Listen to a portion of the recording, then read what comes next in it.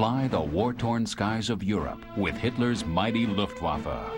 At the dawn of the Second World War, the Ju-87 Stuka dive bomber symbolized the lightning speed of the Blitzkrieg attack. A revolution in a new type of aerial warfare, the Stuka rained terror over unprepared armies, but finally met its match at the Battle of Britain.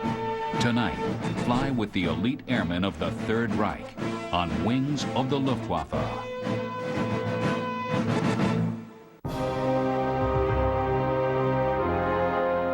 In detail, it was much like every other bomber aircraft of its day. Decidedly overbuilt, rugged to a fault, it was as much a product of propaganda as of accomplishment. Nevertheless, it was also highly effective at doing what it was designed to do, attacking and destroying ground targets, including personnel and equipment. In the hands of a competent pilot, it was a decidedly efficient weapon.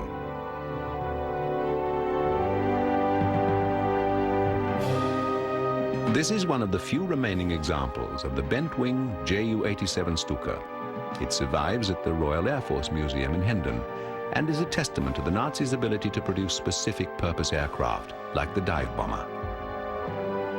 Hardly an object of beauty, the Ju-87 was purpose-built for its role as a tank of the sky. And when it had sufficient protection, this was a mission it performed well, at least for the first part of the Second World War. Although from 1942 onwards, the type was clearly showing its age.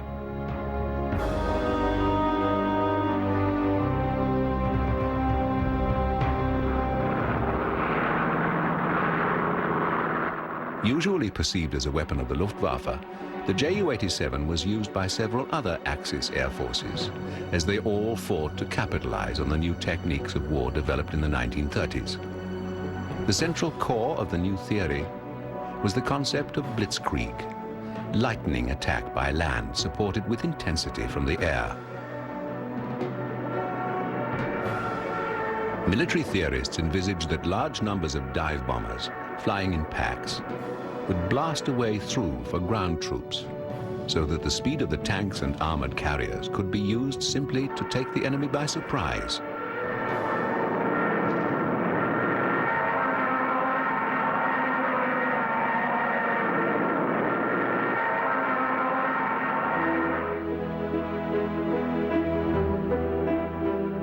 German preoccupation with ground attack aircraft did not begin during the pre-World War II 1930s. In fact, support for such military philosophies had its origins during World War I, as exemplified by this AEG bomber, being loaded here with 100-kilogram bombs for an attack against the Allies.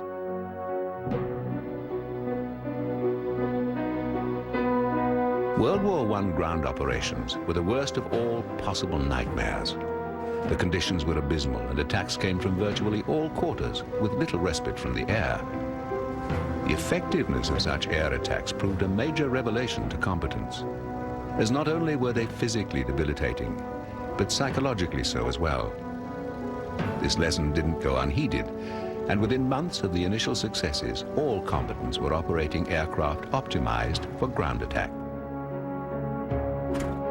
The German Air Force was quick to extend its lead in this arena, and many bombers, such as this Gotha GV, were created to fill the ground attack role. The combat successes enjoyed by these aircraft set a precedent for all military airplanes to come.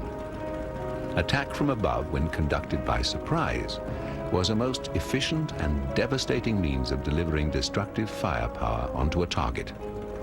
If such attacks could be undertaken with even a modicum of accuracy, they could quickly debilitate their target at little or no cost to the attacker.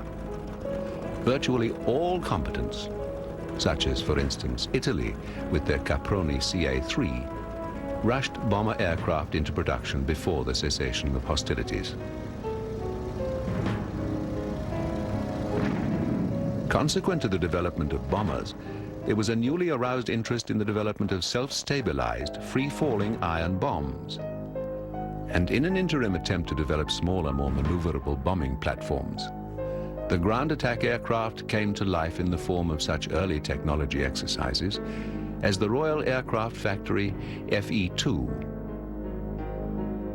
With the cessation of hostilities in 1918, the world's armament factories suddenly found their existence without justification. The aircraft industry and associated military air services were aware of this sagging enthusiasm. Aerial spectaculars, such as the first transatlantic crossing by fixed-wing aircraft with Alcock and Brown in the Vickers-Vimy in 1919, were heartily endorsed because of their public relations value. Similarly, aerial displays such as this, with a multitude of Keystone LB-5 bombers making a formation flyby, were promoted unashamedly in the hope that public support would be forthcoming for the modern U.S. Air Service.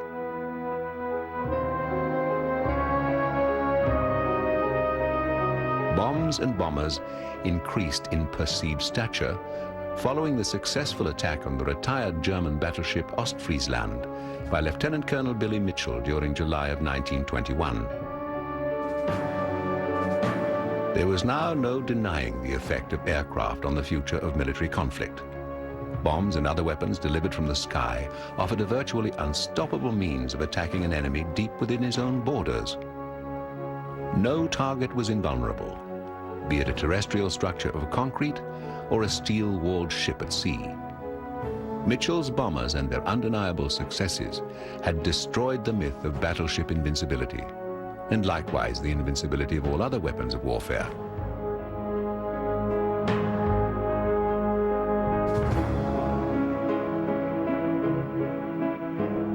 With the advent of the first U.S. aircraft carrier, the Langley, the Navy issued a contract for dedicated carrier aircraft. From these designs, the Naval Aircraft Factory produced a series of successful biplanes.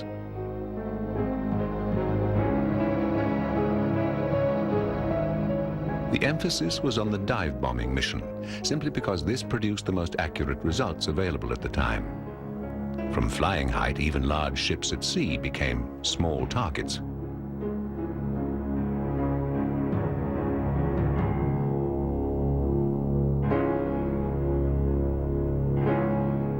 By the middle of 1920, a whole series of new biplane aircraft was being developed, and the Curtiss Company of North America was clearly showing the world a lead in producing not only fighters, but accurate dive bombers, which were suitable for carrier use, as defined by the United States Navy.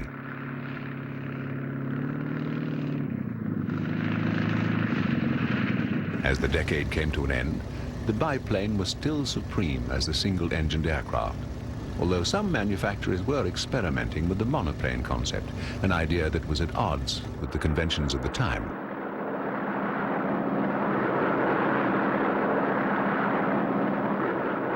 This proven sturdy biplane was one of the Hawk series produced by Curtiss and lent itself to the accurate dive bomber role.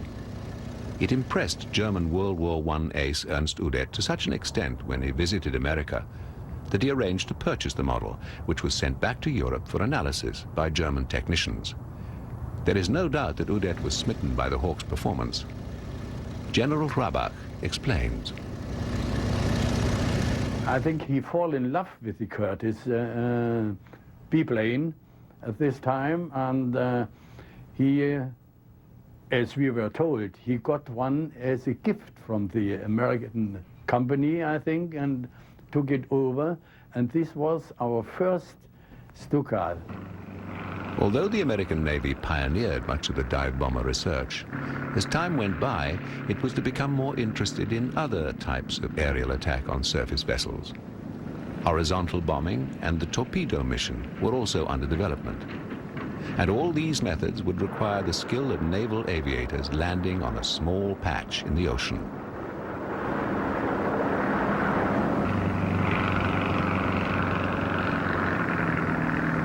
From data collected on the Hawk, the enthusiastic Udet commissioned German refinements under his responsibility for developing aircraft for the new German Air Force. Under the patronage of Goering, his views were quickly adopted, and soon German production of their own dive bomber became a matter of priority.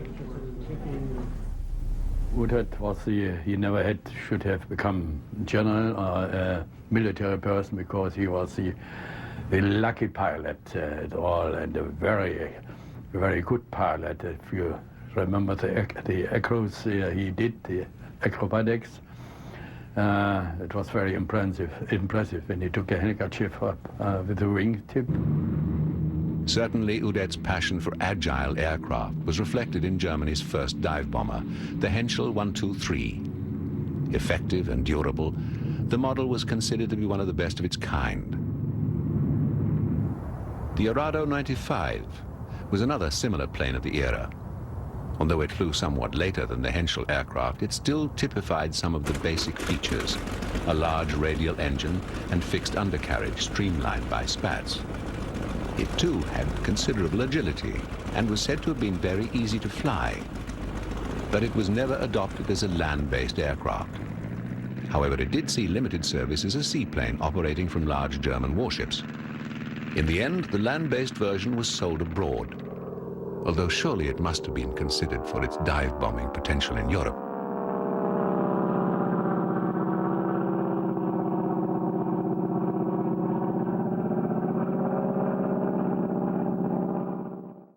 By the autumn of 1935, the new German Luftwaffe was developing its first monoplane dive bomber. Perceived as a replacement for the 123, the first prototype Ju-87 Stuka was considered a strong hope for the future.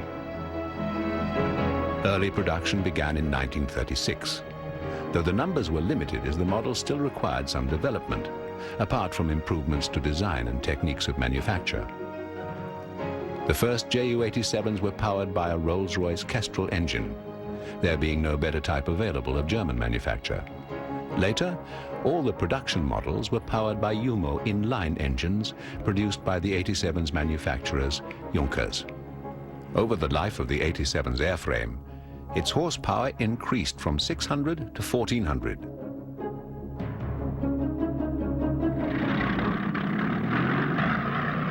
There would also be a learning curve for Luftwaffe pilots to develop new strategies in using this latest type of warplane. The diving attack position would require special skills not previously demanded of aircrew. A great deal of information would have to be gained about flying in attack formations to maximize the 87's hitting power.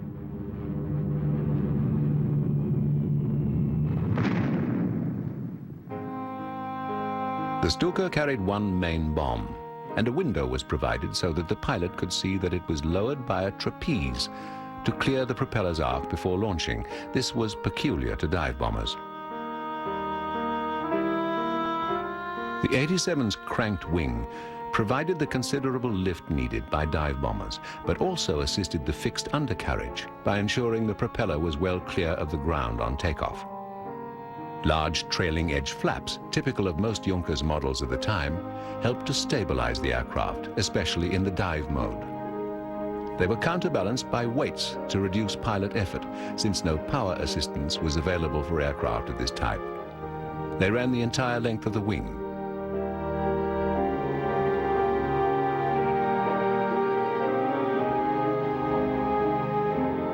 The Stuka's wing had to be exceptionally strong, first to bear the stress of the aircraft as it pulled out of a screaming dive, and then as the foundation to the fixed undercarriage, where it had to absorb some of the impact of landing. Overall, the Ju-87s were never given the higher level of finish used on fighter aircraft. The rationale was simple. Its mission only required that it operate at relatively low speeds. Therefore, no attempt was made to reduce protrusions, such as these primitive struts and supports with which it was adorned.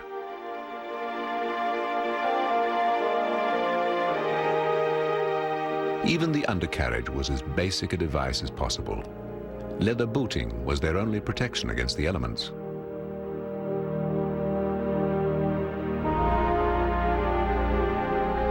And the rivets that festooned the wing were never flush with the surface as they would be with a potentially faster aircraft. The other benefit of pragmatism was service in the field. Given the various battlefronts in which it would have to fight, it was important that the aircraft be easily repaired and adaptable to improvisation. There were clever points too.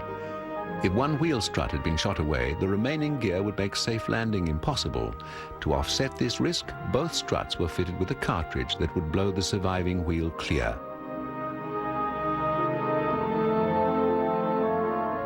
The Stuka was by no means defenseless. Both single and dual-mount machine guns were optional in the rear cockpit facing aft. And though they had their limitations, they did provide a nasty sting.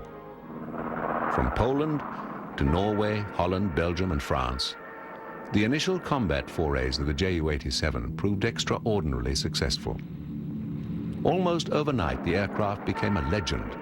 Its bombs were dropped on targets with stunning accuracy. And the psychological effect its screaming siren had on targeted populations was uncanny. Though Nazi land forces were discovered later to have been at a numerical disadvantage, the Ju-87's ability to offset this proved decisive. Nazi ground forces were spearheaded by Stuka advanced strikes against the enemy. This softening of enemy defenses effectively multiplied the effect of a small land-borne force and gave added credibility to the blitzkrieg form of quick attack.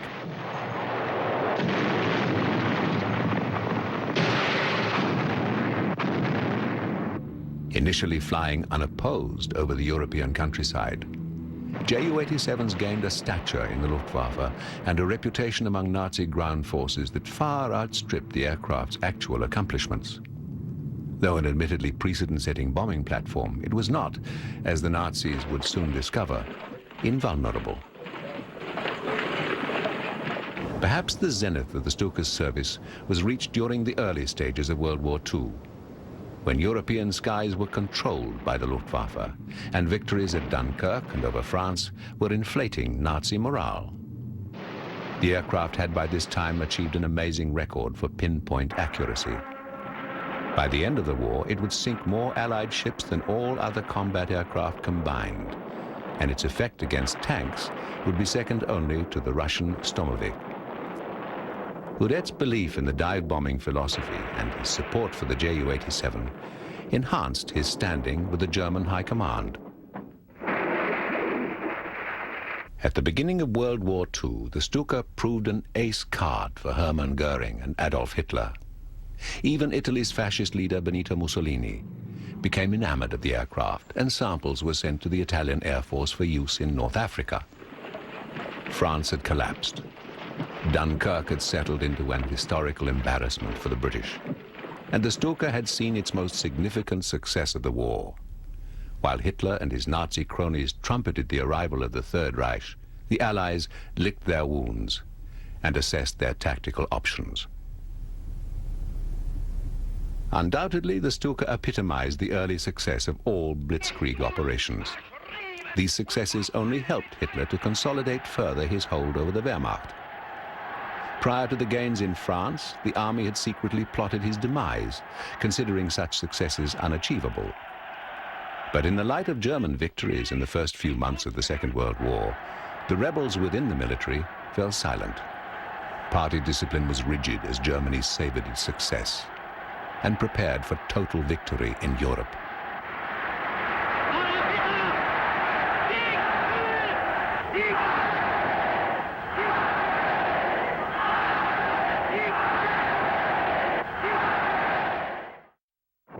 Until the Battle of Britain, the Ju-87 had operated virtually unopposed. Over land and sea, air cover had been provided by Luftwaffe fighters, and enemy anti-aircraft artillery had been all but neutralized by Nazi land forces.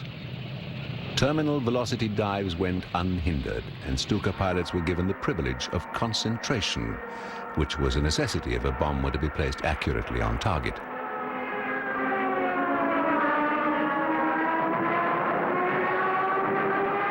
The Stuka's successes were dependent on its ability to roll into a near vertical attitude over a target. The centerline bombs, which weighed anywhere from 250 to over 1,000 pounds, were released by a trapeze, which swung down and forced the weapon to clear the propeller disc. Because of G-forces, an automatic dive recovery system was developed, which forced the aircraft to pull up at approximately 1,800 feet, whether the pilot initiated stick action or not.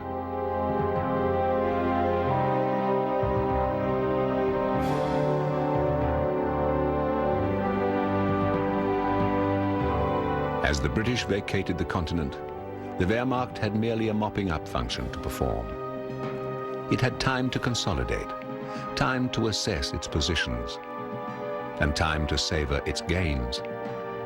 From now on, Germany would control the order of battle, and it must have seemed to all the world that the German juggernaut was simply irresistible. But there was one target left. The thorn in Hitler's side was England. He had either to treat with the British or annihilate them. The latter course called for Stuka activity. As the Luftwaffe chased the last British and French troops into the sea, they forced them to leave behind vast quantities of weapons and supplies, material the Allies could ill afford to lose, and some of which would even be utilized by the Germans. A pathetic end to the Allied expeditionary force, which should have stopped the Wehrmacht in Belgium. Even before Dunkirk, the German High Command was laying plans for Operation Sea Lion, the invasion and occupation of the British Isles. But first, control of the English Channel and the seas around Britain was necessary. And again, the Luftwaffe was seen as the logical weapon to deny Britain its lifeline to America and its only possible link with survival. Certainly, the British Merchant Marine and the docks that serviced it were the jugular of the last free nation in Europe.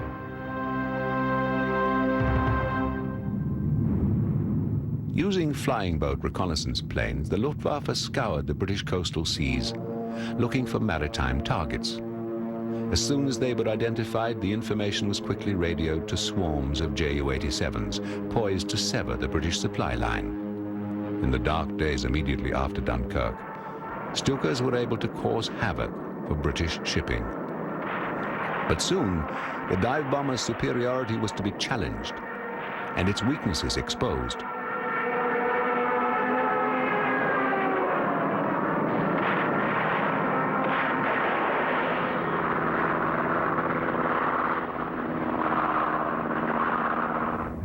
The Battle of Britain not only changed the face of the war, but also ended for all time the Stuka's legend of invulnerability.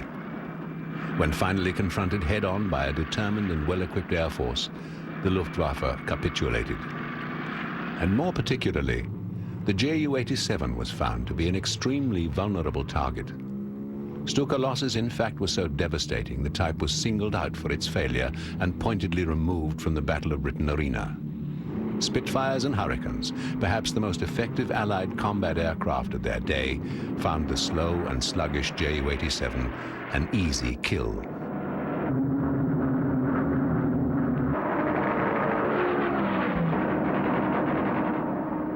Once the type's vulnerability and failure over England had soaked in with the Luftwaffe's hierarchy, the Ju-87 was relegated to less intense combat scenarios.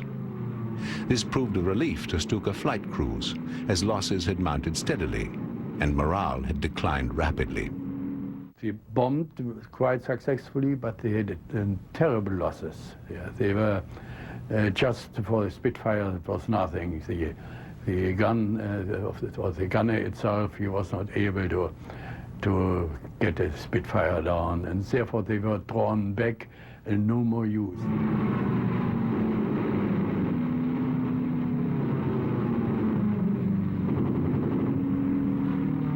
Though the Stuka myth was now debunked, the type remained an integral and critical part of the German war plan.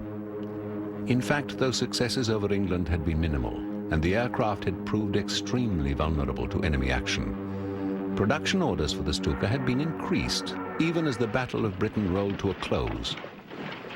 Reassessment of the Stuka's role now led to the conclusion that the aircraft had in fact been more of an adjunct to the old-fashioned gunnery and foot soldier, rather than vice versa. Though the Luftwaffe and its Ju-87s had stunned and confused enemy forces, it was now realized that in fact it was the infantry and the artillery that had secured the conquered lands.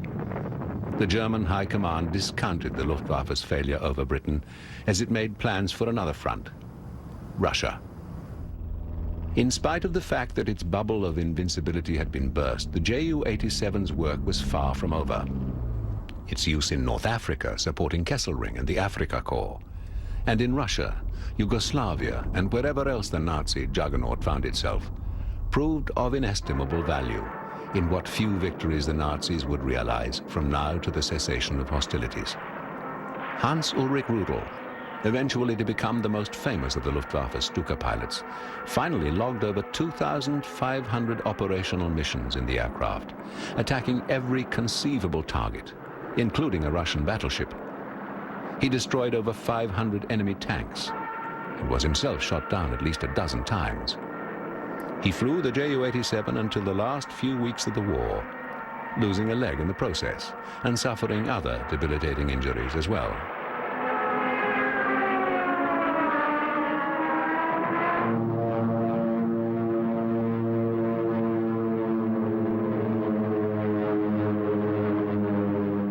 While the Allied forces began their massive build-up to D-Day, German forces attempted to maintain parity and a high level of morale.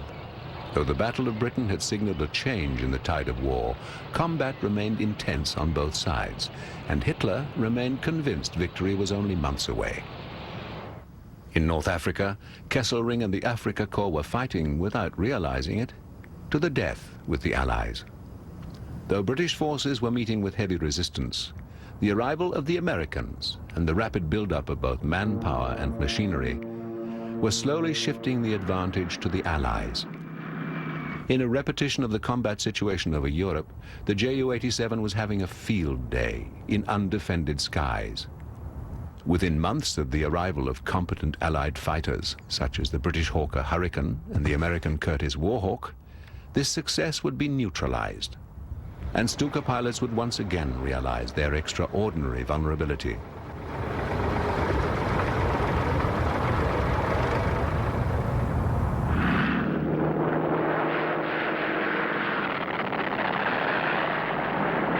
Even more frustrating for the Axis powers would be the Allied counterattacks with bombing missions of their own. The Douglas A-20 Havoc, seen wearing British markings, proved devastatingly effective against the Afrika Korps and other fascist forces, which now found themselves as vulnerable as the Allies had been during the early days of the Stuka's combat debut. Once again, the loss of air superiority had shown the Achilles heel of the Ju-87. Allied counterattacks proved stunningly effective and resulted in considerable loss of life and massive destruction of property. Samples of virtually every aircraft in the German and Italian air forces fell victim to the Allied attacks. Many were captured, most simply destroyed.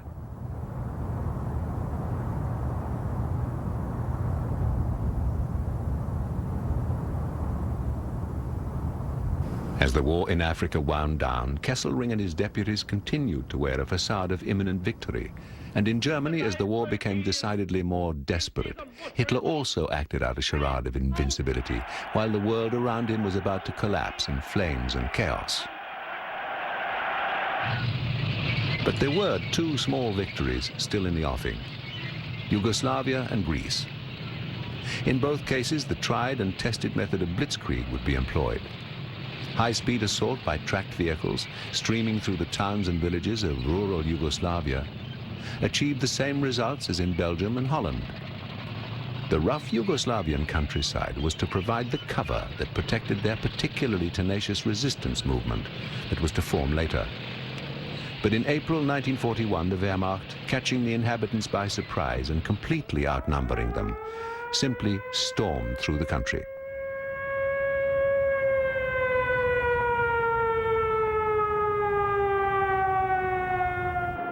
Again, it was a job for the Stuka. Over 400 of this and similar types were employed in the Yugoslavian campaign. They flew with virtual impunity as the Yugoslavs' humble air force was totally outclassed.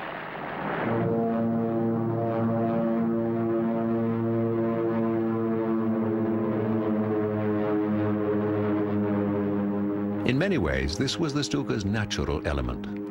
The steep hills and valleys confined much of the German land transport to established roads and tracks, but the Stukas could pick off otherwise inaccessible targets.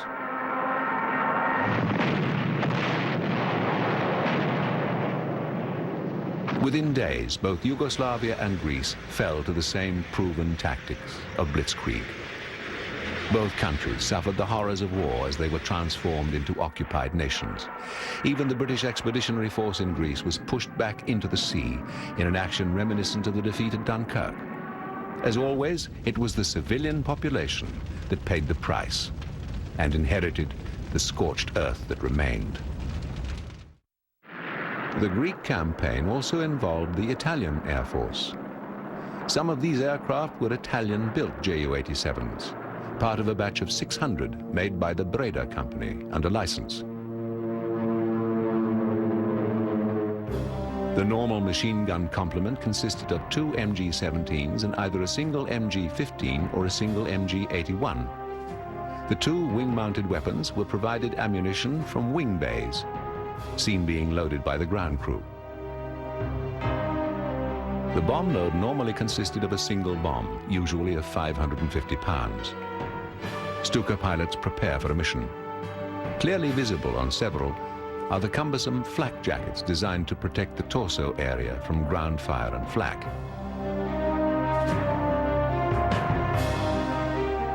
Italian Air Force Ju-87s depart on a mission. They operated with considerable success until, like their Nazi counterparts, they were discovered to be vulnerable to air interception. Concern for the safety of Ju-87s in the Italian theater was the result of Operation Sea Lion and the associated failure of the Stuka in the English Channel shipping attacks. In fact, the aircraft had not been a complete disaster. Rather, it had succumbed to the relentless pursuit of Hurricanes and Spitfires. Prior to the 87, the Italian Air Force didn't possess a modern dive-bombing capability. The Stuka served to fill a major gap, particularly in supporting ground troop operations. One of the principal problems was that the ill-trained Italian army lacked the ability to cooperate with aerial forces. And what was worse, communication between German and Italian tactical wings barely existed. By the middle of 1941, the Ju-87 should have been undergoing replacement. A much improved twin-engined dive bomber, the Messerschmitt 210 Hornet, had been planned and again personally championed by Ernst Udet. But the 210 was an unmitigated disaster. Not only did it not perform well, but 1,000 were already in production before its failings became apparent. As a result, the 87 was required to soldier on. And even in 1943, when the Germans were starting to produce jet aircraft, no less than 1,000 Stukas left the production line. Completely outdated in design, but nevertheless still able to perform the basic roles.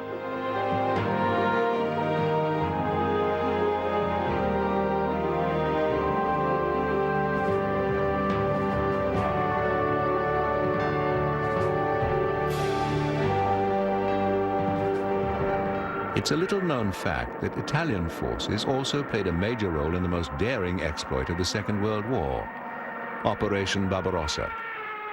It was the biggest single gamble that Hitler was to take, and in that it didn't succeed, it was his biggest mistake. Barbarossa was the code name given for the surprise attack against Russian forces. The cause of much speculation, Hitler's real objective of the conflict, the colonization of Russia and the subjugation of the Russian people, would have given him the room to expand that he'd long insisted was Germany's right.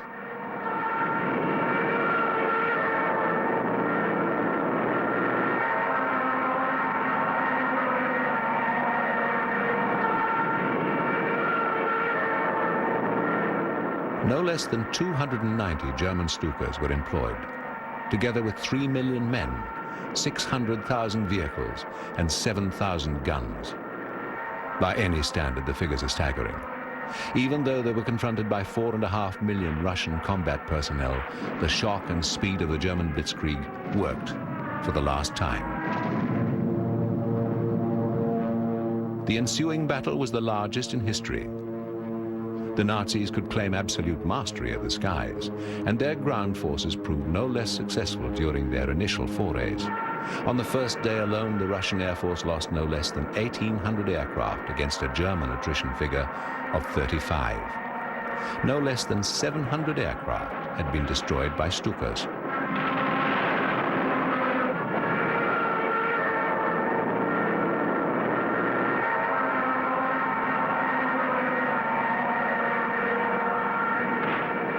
Although the Luftwaffe also employed other dive bombers, like the twin-engine Ju-87, the fact is most of the early dive bombing work in Barbarossa was carried out by the gull-winged Stuka.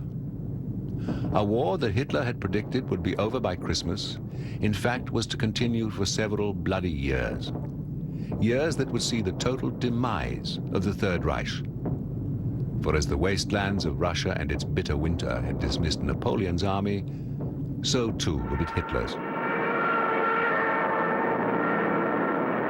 This dramatic film gives some indication of the deadly firepower of the Stuka. You can see the tracer bullets fired by the aircraft's machine guns seconds before the main bomb is released. This scenario is reenacted thousands upon thousands of times during the course of the Russian campaign. But by now, all the modifications to improve the 87 and keep it competitive with Allied planes were just about exhausted.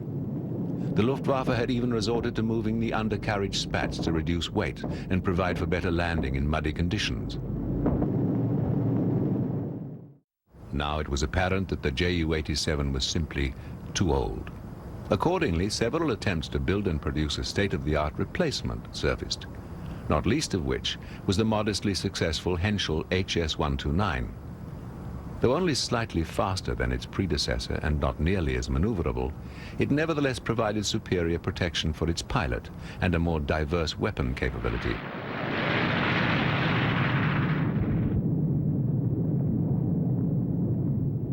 Offering the theoretical safety of two engines, in this case a pair of 700 horsepower Gnome-Rhone 14-cylinder radials, the HS-129 had a maximum speed of 253 miles an hour. It was equipped with two 7.9mm machine guns, two 20mm and one 30mm cannon, and it could also carry an additional load of 4 machine guns and up to 550 pounds of bombs. A devastating payload by any standard, and a combination that was designed to attack Russian tanks, as well as fixed ground positions. The two grooves on the side of the fuselage give an indication of the cannon positions.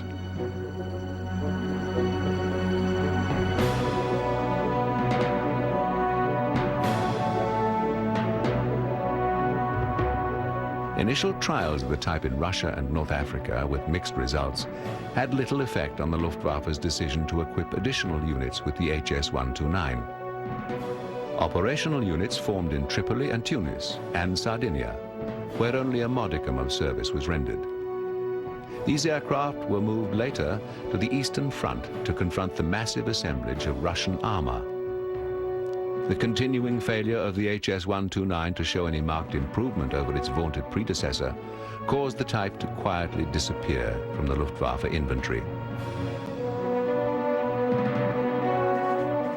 Yet another contender for the honor of replacing the Ju-87 was a derivative of the somewhat unorthodox but nevertheless graceful Focke-Wulf FW-189. Initially unveiled during 1941 as a tactical reconnaissance and army cooperation monoplane, it was referred to as Das Fliegende Auge, or the Flying Eye. With its massive collection of transparencies and its twin-boom tail configuration, it was ideal for the assigned task.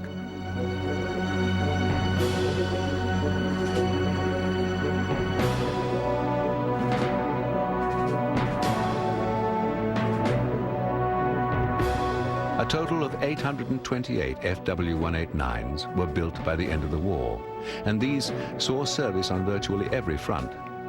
Heavy use of the type occurred in North Africa and on the Eastern Front. Surprisingly, though giving a strong impression of fragility, the FW-189 was a rugged and resilient aircraft. Its usefulness surpassed all expectations, and it proved a difficult target for Allied combatants to counter. This was due in part to its surprising agility, its ability to absorb considerable punishment, and its modestly effective defensive armament.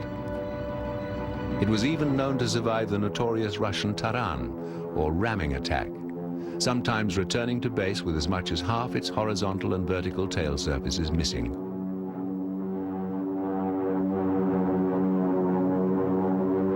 By far the most successful of all the Allied ground attack aircraft was the ubiquitous Ilyushin Stomovik. It was purpose-designed to be a ground attack aircraft of great versatility. It acquired an extraordinary reputation as a tank buster. The Sturmovik was respectfully referred to by the Germans as Black Death, and it was revered by the Russians, who called it the Flying Tank or the Hunchback. Other Allied air forces also came to realize the strong potential of the heavily armored ground attack aircraft. One of the most successful was the British Hawker Typhoon, a tough and massively armed plane that could also perform well in air-to-air combat. In the ground attack role, the Typhoon was deadly, but like the Sturmovik, it was no dive bomber.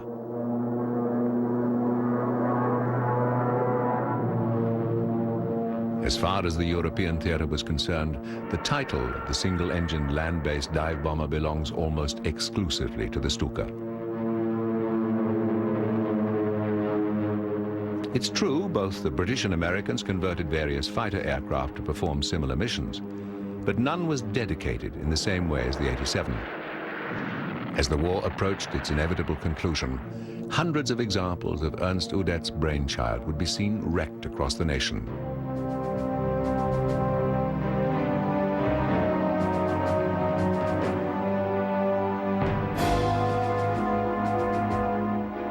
The trend of dive bombing had come and gone in a decade.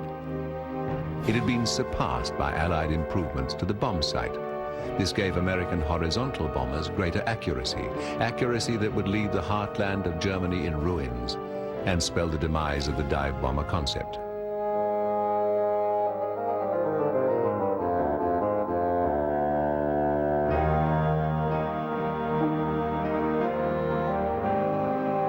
A testament to a totally different form of warfare, adapted from an American idea and pursued with a passion by the resurrected Luftwaffe, but only partly proven in concept.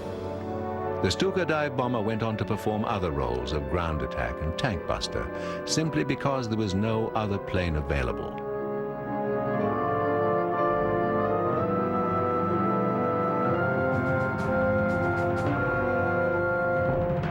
In the end, it was German long-range planning that failed. But on those on the receiving end of the Stuka's deadly dive, or even those who simply heard the scream of its siren, the 87 left an indelible mark. It was a sound they would never forget.